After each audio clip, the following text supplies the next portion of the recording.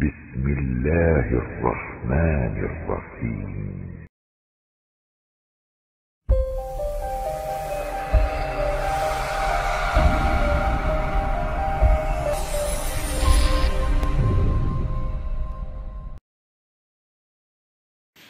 Assalamualaikum warahmatullahi wabarakatuh. Berjumpa kembali dengan saya Sigit Teguh Prasetyanto. Tentunya dengan mata pelajaran yang sudah dinanti-nanti oleh anak-anakku semua, yaitu pelajaran ekonomi.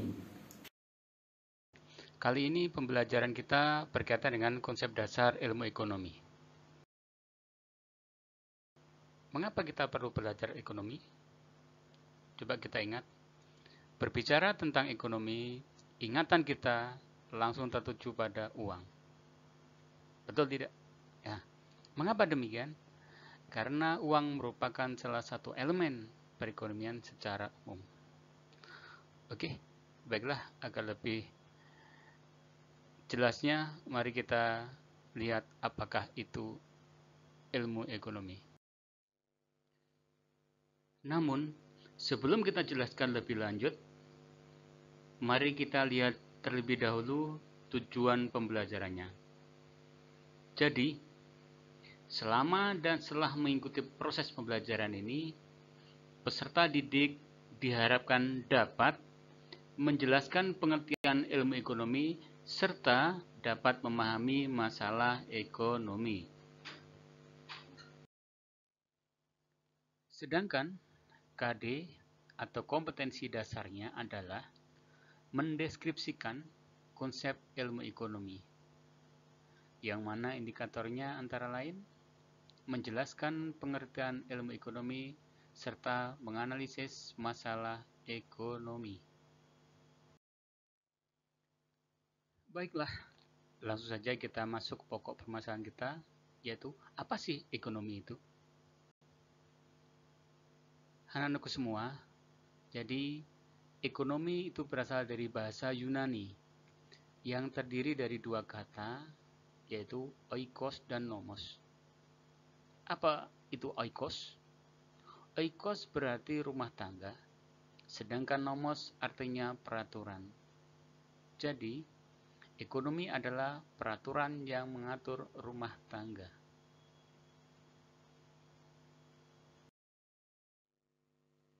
Nah, menurut beberapa ahli ekonomi, antara lain Adam Smith, mengartikan bahwa ekonomi adalah ilmu yang khusus mempelajari sarana-sarana kekayaan suatu bangsa dengan memusatkan perhatian secara khusus terhadap sebab-sebab material dan kemakmuran, seperti halnya industri, pertanian, dan sebagainya.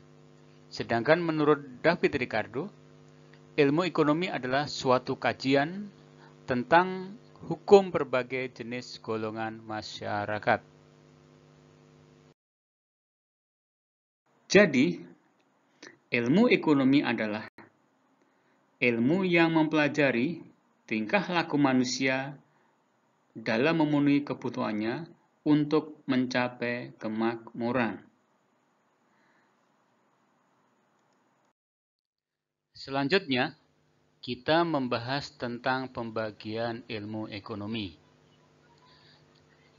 Yang pertama, yaitu ilmu ekonomi deskriptif. Adalah bagian ilmu ekonomi yang menggambarkan keterangan-keterangan faktual tentang suatu keadaan ekonomi yang biasanya dalam bentuk angka, grafik, kurva, maupun penyajian lainnya. Ilmu ekonomi deskriptif ini biasanya digunakan oleh Badan Pusat Statistik. Untuk apa? Yaitu untuk menyajikan keadaan ekonomi baik makro maupun mikro, misalkan yaitu tabel perkembangan sektor industri tertentu atau keadaan ekonomi suatu daerah tertentu yang biasanya dikeluarkan oleh Badan Pusat Statistik. Yang kedua, teori ekonomi, yaitu merupakan kumpulan teori-teori di bidang ekonomi yang berusaha menjelaskan, mencari pengertian, hubungan sebab akibat, dan cara kerja sistem ekonomi. Teori ini merupakan suatu kerangka konsep yang berangkat dari gejala konkret yang terjadi di dalam kehidupan masyarakat.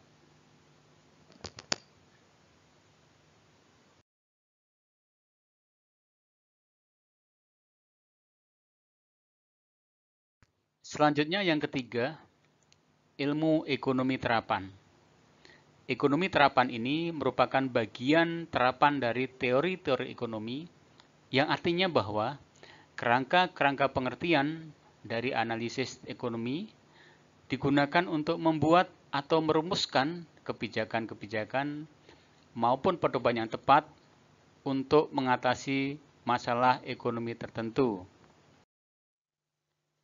Kita lanjutkan materi berikutnya, yaitu tentang kebutuhan manusia.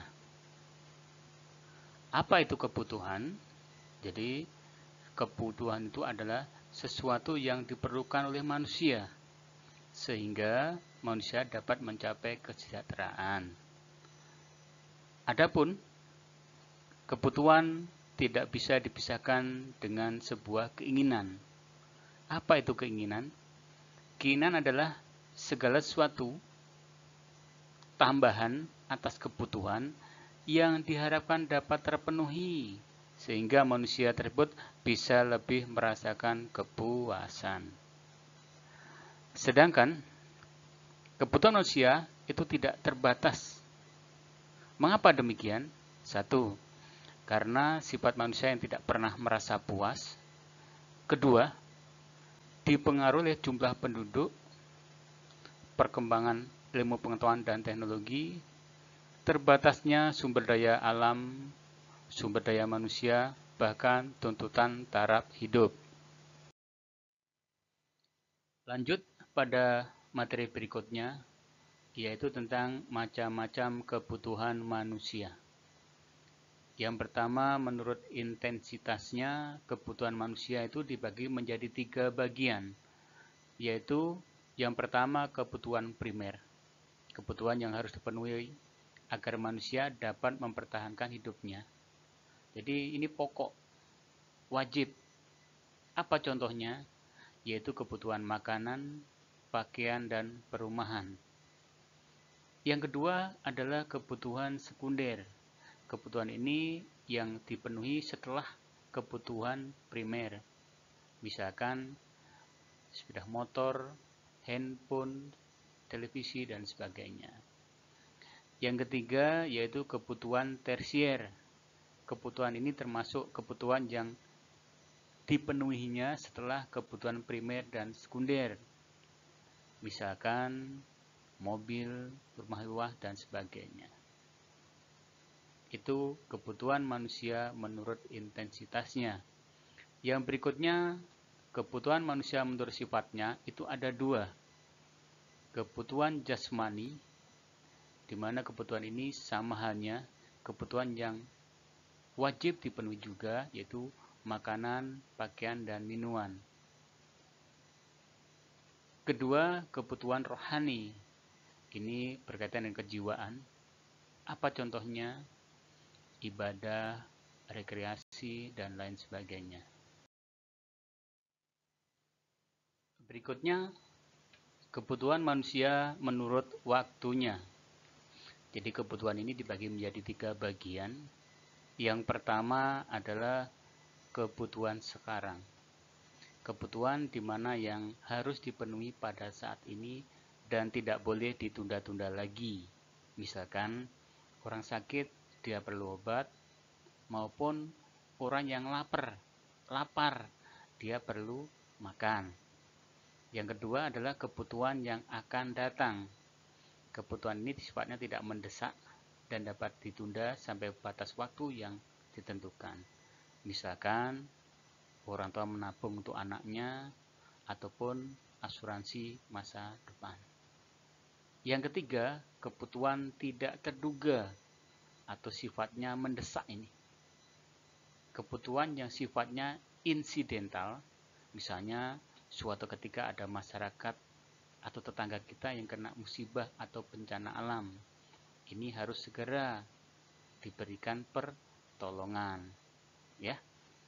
Berikutnya, menurut subjeknya, kebutuhan manusia itu dibagi menjadi dua, yaitu yang pertama kebutuhan individu. Apa itu kebutuhan individu?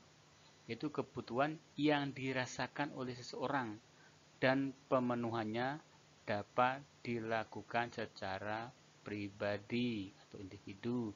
Apa itu? Contohnya, misalkan petani dia membutuhkan cangkul, ataupun siswa dia membutuhkan buku tulis dan alat tulis lainnya. Berikutnya yang kedua, kebutuhan kolektif. Kebutuhan ini yang pemenuhannya bisa dipenuhi secara berkelompok. Apa misalkan? Contohnya pembangunan masjid, rumah sakit, dan sebagainya. Baiklah, demikian tadi paparan tentang ilmu ekonomi dan kebutuhan manusia. Semoga dapat dipahami serta bisa menjadi bahan acuan untuk pembelajaran. Oke, untuk lebih mantapnya pembelajaran kali ini, silakan untuk dicoba mengerjakan evaluasi sebagaimana yang sudah tampil dalam layar ini. Silakan dicoba sesuai dengan apa yang saya jelaskan tadi. Semoga materi ini bisa membawa manfaat dalam proses pembelajaran atau bahan referensi tambahan lainnya. Ingat, jangan lupa memakai masker, mencuci tangan, dan menjaga jarak. Kurang lebihnya mohon maaf. Wassalamualaikum warahmatullahi wabarakatuh. Salam belajar.